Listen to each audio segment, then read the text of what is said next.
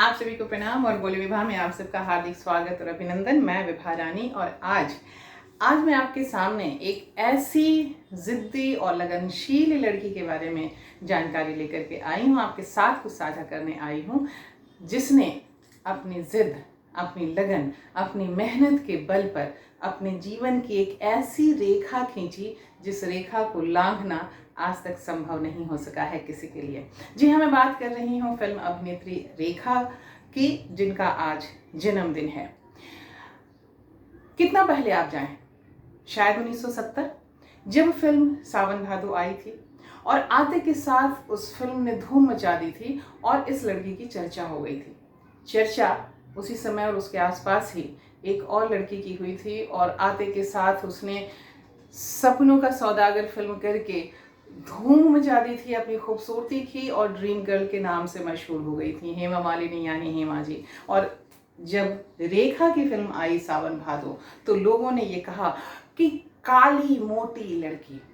हमारी इंडस्ट्री को हम नहीं कह सकते, हमारी मानसिकता, हमारी पितृसत्तात्मक मानसिकता, जिसमें हमें हमेशा बिल्कुल सजी संवरी अच्छी खूबसूरत सी लड़की हमें चाहिए, बिल्कुल एकदम माचो मैन चाहिए। और इसी के लिए चूंकि हम डिमांड करते हैं, हमारी इंडस्ट्री वैसे अब देने के लिए मजबूर है। जिस दिन हम डिमांड करना शुरू कर देंगे कि हमें लोगों के रूप रंग से, कद काठी से कोई मतलब नहीं है, हम फिल्म देखने आए हैं, हमें अच्छी फिल्में चाहिए, अच्छे कलेवर की चाहिए, अच्छे सब्जेक्ट के चाहिए, उस दिन लोगों की ये मांग खत्म हो जाएगी और लोग अच्छे काम वाले लोगों को लेना शुरू करेंगे।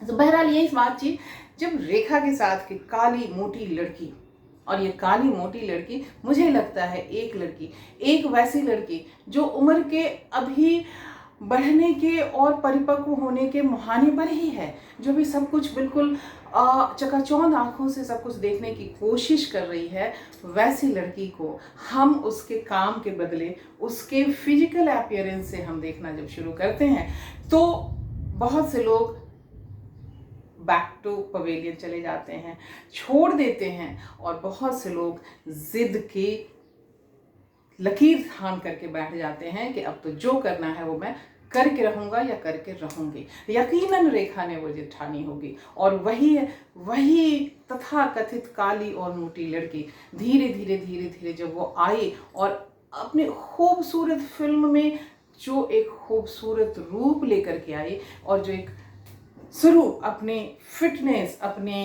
अपीयरेंस कि लोगों की बोलती बंद हो गई, लोग भूल गए वो उसको। लेकिन उसके बाद रेखा ने न केवल अपने अपीयरेंस पर काम किया बल्कि अपने अभिनय पर काम किया। अपने जिस काम के लिए वो यहाँ आई थी इंडस्ट्री में उस काम पर उन्होंने मेहनत की, जिद की और ठाना कि मैं यहाँ अपना लोहा मनवा कर रहूंगी। और आप उनके तमाम फिल्में देखिए, आप जो उनकी फिल्में हैं, जो आम फिल्में हैं वो तो आप देखिए, लेकिन उसके अलावे जो उनकी बिल्कुल मील का पत्थर फिल्में हैं, आप ज़रा उनके बारे में आप सोचिए। आप ज़रा सोचिए फिल्म इजाज़त, आप ज़रा सोचिए फिल्म आस्था, जिसमें एक मध्य क्लास महिला का रोल उन्होंने अदा किया था और जिसके लिए बासु भट्टाचार्य साहब ने उनसे वो पूरी फिल्म बगैर किसी मेकअप के वो फिल्माई गई है और जिसके लिए उन्होंने कहा गया था कि तुम अपना वजन बढ़ाओ और उन्हें आप देख सकते हैं ऐसे जैसे कहते हैं ना कि किलो मांस, तो उस तरीके से आप देख सकते हैं उनके पूरे बदन पर। लेकिन उनका वहाँ काम देखिए, आपको याद होगा शायद मेरे ख्याल से 1970 या उस समय की फिल्म थी, मुझे ईस्वी और टाइम याद नहीं है, लेकिन फिल्म याद है, घर, विनोद मेहरा के साथ फिल्म थी। आज हम जिस गैंग रेप की बात कर रहे हैं और जो बिल्कुल चारों तरफ इतने भयानक रूप से छाया हुआ है, उस गैंग रेप की शिकार महिला या लड़की का किरदार रेखा ने निभाया था। आप देखें और आपके बदन पर, जिसे कहते हैं कि गूज बम्प आना, और आपके बदन के रोए सिहर जाएंगे। ऐसे कॉम्प्लिकेटेड चरित्र उन्होंने ढेर सारे निभाए हैं। चाहे ये तो कुछ फिल्मों के नाम हमने लिए, उमराव जान खूबसूरत तो है ही, सिलसिला, मुकद्दर का सिकंदर, आप फिल्मों के नाम गिनाते जाएं। जहाँ तक मेरी अपनी जानकारी है, लगभग उन्होंने 150 से 200 के बीच में उन्होंने कुछ फिल्में की हैं, और इतनी हर तरह की फिल्में की हैं। एक तरफ आस्था है, एक तरफ उमराव जान है, एक तरफ घर है, एक तरफ उत्सव का वो गीत हम कभी नहीं भूल सकते हैं। और जब मैंने, अगर बहुत मीठा स्वरूप अगर कुछ आपको देखना और सुनना हो तो आप उत्सव का वो गीत आप सुन सकते हैं। बेला महका रे महका आधी रात को, बेला महका हो, बेला महका रे महका आधी रात को। और अगर एकदम पूरा फुल ग्लैमर वाला रूप आपको उनका देखना हो तो आप परिणीता में उनका वो क्लब सॉन्ग सुनिए।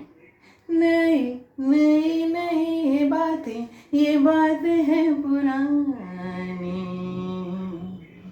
कैसी अनोखी है ये कैसी जिंदगानी। ये इतनी सारी चीज़ें हैं, इतनी सारी बातें हैं। मैं तो आप लोगों के सामने मेरी बोलती बंद हो जाती है, तो मैं तो कुछ चीज़ें नोट करके ले आती हूँ ताकि मैं आपको बता सकूं, और उसके साथ साथ आपको मैं ये कह सकूं। हाँ,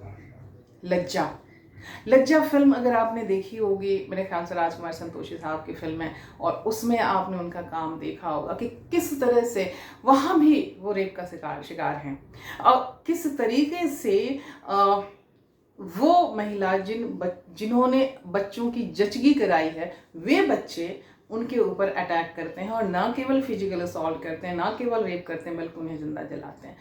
ये इतने कॉम्प्लिकेटेड रोल हैं, और कितनी कॉम्प्लिकेटेड चीज़ों को उन्होंने इतने अच्छे से उन्होंने पोर्ट्रे किया है।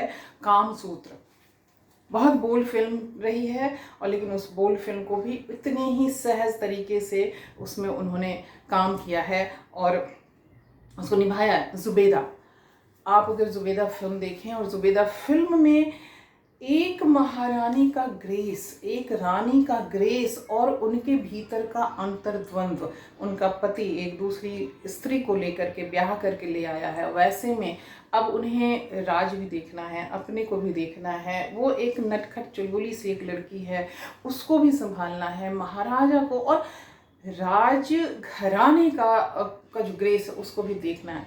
आप मतलब आप अगर उन्हें देखें तो आप देखते रह जाएंगे।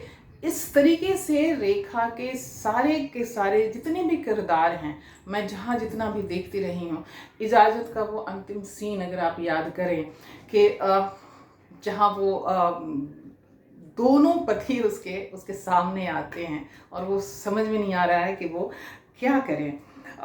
मुकद्दर का सिकंदर, कलयुग, ये सब कुछ ऐसी चीज़ें हैं कि जिनके बारे में मैं देख रही थी कि कहीं कुछ वैसा कुछ छूटा तो नहीं। लेकिन हाँ, जो सबसे ज़रूरी है आपको बताना, चाहे इन सारी चीज़ों के साथ रेखा ने अपना एक साम्राज्य रचा है, अपने अभिनय का, अपने अपीयरेंस का, अपनी खूबसूरती का, अपने ग्रेस का, अपने एज का, और एज के साथ वो कृष में माँ के रूप में आती हैं। और ये नहीं कि जो आमतौर पे होता है कि हम वैसे भी महिलाओं की और हीरोइन की और नायिकाओं की उम्र हमारी इंडस्ट्री में बहुत कम होती है, लेकिन वहाँ पर उन्होंने अपने आप को कृष में वो माँ के रूप में आई हैं। और आप उन्हें किसी भी रूप में आप उन्हें देखेंगे, आपको वो हमेशा बिल्कुल करिस्मेटिक तरीके से वो आपको अपनी ओर खींचती हैं। यही कारण है कि चाहे जितने भी फिल्म नाइट्स हों और अवार्ड नाइट्स हों, चाहे वो फिल्म फेयर अवार्ड्स हो या स्क्रीन अवार्ड्स हो, आईफा हो, या जितने भी अवार्ड हों, सभी लोग आते हैं, सभी लोगों को हम देखते हैं, लेकिन हमारी निगाहें जितनी खोजती रहती हैं, उसी तरीके से शायद कैमरे की नज़र भी वो खोजती रहती है कि वो कहाँ है, वो कहाँ है। और जैसे वो दिखती हैं, सारा का सारा कैमरा उसकी तरफ जाता है, और हम भी उनकी तरफ देख करके हम सिर्फ ये नहीं देखते हैं कि रेखा आई है, हम ये देखते हैं कि रेखा आज कैसे आई हैं, किस रूप में आई हैं, उनका अपीयरेंस क्या है, उन्होंने क्या कपड़े पहने हैं, उन्होंने क्या मेकअप किया है, उन्होंने क्या गहने पहने हैं, उनका हेयर स्टाइल क्या है, वो और सारी चीज़ों में आप लगता है कि दोहराव उनके अपीयरेंस में आता ही नहीं है, दोहराव उनके मुस्कान में आता ही नहीं है, दोहराव उनके संबोधन में आता ही नहीं है। और ये सारी चीज़ें जहाँ तक मैं समझती हूँ बगैर मेहनत के नहीं हो सकती। हम कह सकते हैं कि हाँ यार ये बहुत बहुत बहुत आसान है, नहीं, आसान नहीं है। कितनी कितनी मुश्किल इस मंजिल तक पहुंचने में लगती है, कितनी अपनी निजी जिंदगियों के कुर्बानी देनी होती है, अपने निजी पलों की आहुति देनी होती है, अपने निजी पलों को कितना कंट्रोवर्शियल बनाना होता है, उन सब के बीच में से कितना निकल करके और फिर अपना रास्ता तय करना होता है। तो आसान कुछ भी नहीं है।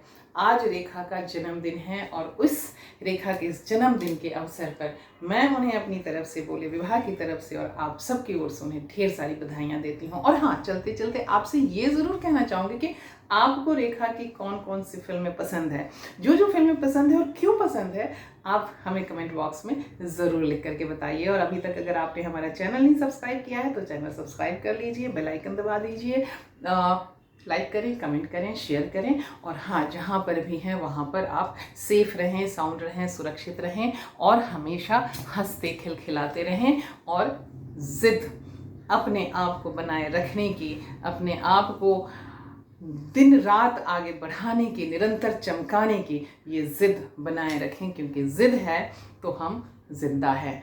और रेखा के इस जिंदा दिली और रेखा के इस जिद के आगे मैं नतमस्तक हूँ। उन्हें अपनी तरफ से ढेर सारी बधाइयाँ देती हूँ, आप सबकी तरफ से ढेर सारी बधाइयाँ देती हूँ। और फिर अगले दिन किसी और नए एपिसोड के साथ, किसी नए विषय के साथ आपसे हम मुखातिब होंगे। नमस्कार, शब खैर, बने रहिए हमारे साथ, अपना ख्याल रखिए, क्योंकि आप हैं तो